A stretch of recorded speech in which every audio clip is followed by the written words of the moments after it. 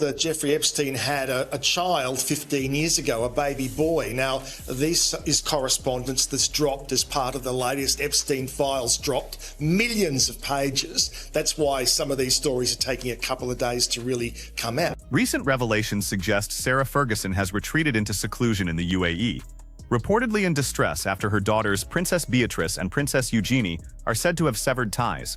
The underlying cause, which has ignited widespread media attention, stems from newly leaked emails concerning Jeffrey Epstein. These communications allegedly imply that Fergie not only maintained contact with the convicted sex offender, but purportedly offered him access to her own children, all while facing severe financial hardship and, according to reports, even transmitting batches of photographs. This disturbing narrative unfolds against a backdrop of shocking images reportedly showing the Duchess on Epstein's private island. The allegations paint a picture of a mother leveraging her daughter's proximity to a convicted predator, while privately referring to him as her pillar and soliciting financial assistance. The recently surfaced emails do not convey a sense of distant royal formality. Instead, they suggest a relationship that evolved from dependency into a transactional arrangement. In August 2009, even as Jeffrey Epstein served time for soliciting a minor, Sarah Ferguson is alleged to have written to him, expressing gratitude for being the brother I have always wished for, a correspondence that occurred during the immediate aftermath of his conviction, challenging any claims of her ignorance or horror.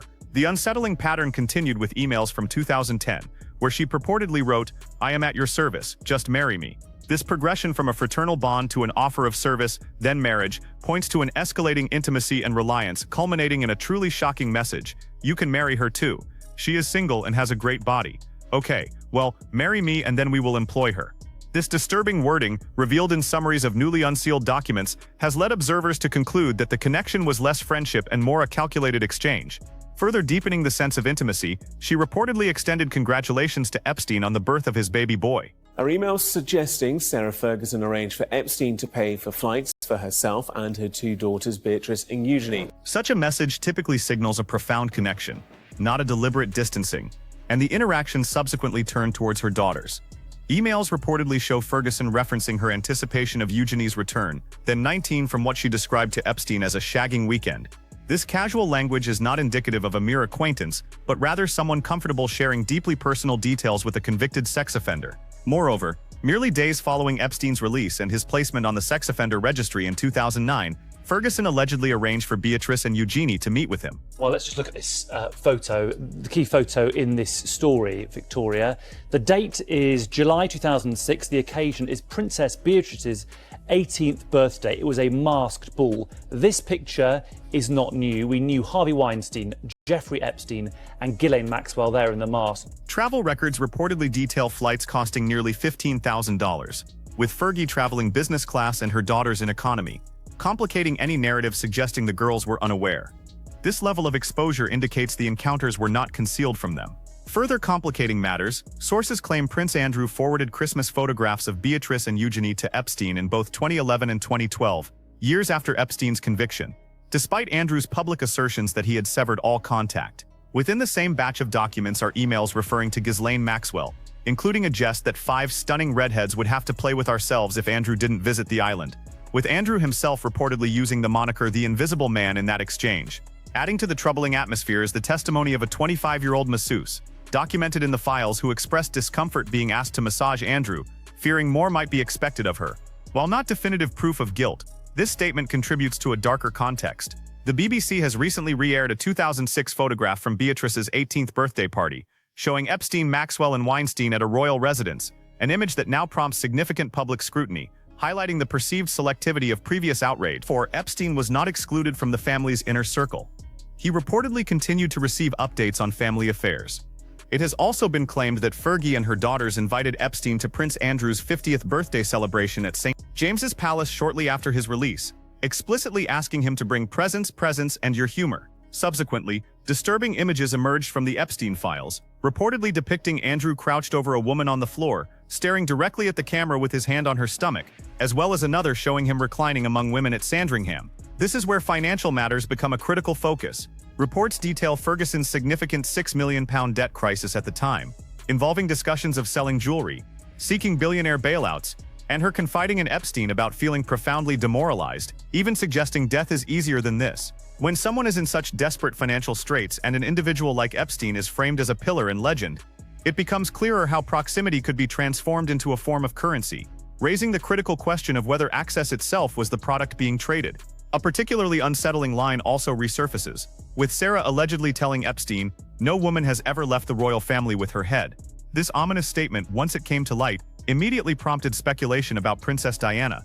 Online discussions escalated, with many suggesting Diana deliberately ensured Harry had the financial means to seek independence and protect his family, especially given the casual nature of such a chilling comment from within the royal system, forcing contemplation on the true cost of leaving. Furthermore, emails allegedly show Ferguson attempting to retract public criticisms of Epstein, indicating a desire to correct statements that distanced herself from him, and expressing that she would not want to hurt him by saying something untrue. Beatrice was reportedly present when her mother called a journalist to manage this narrative, which casts Beatrice in a new light. If the reported aghast and embarrassed reactions of the princesses are genuine, their distress may extend beyond Andrew's actions, encompassing the realization of their mother's profound reliance.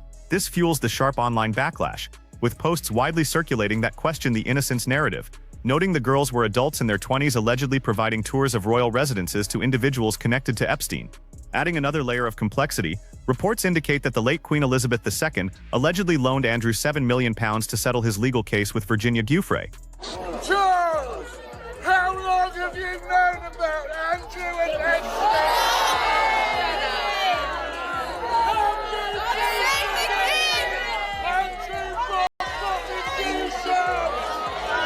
While financial intervention often provides a degree of protection from scandal, it fundamentally cannot erase incriminating email trails.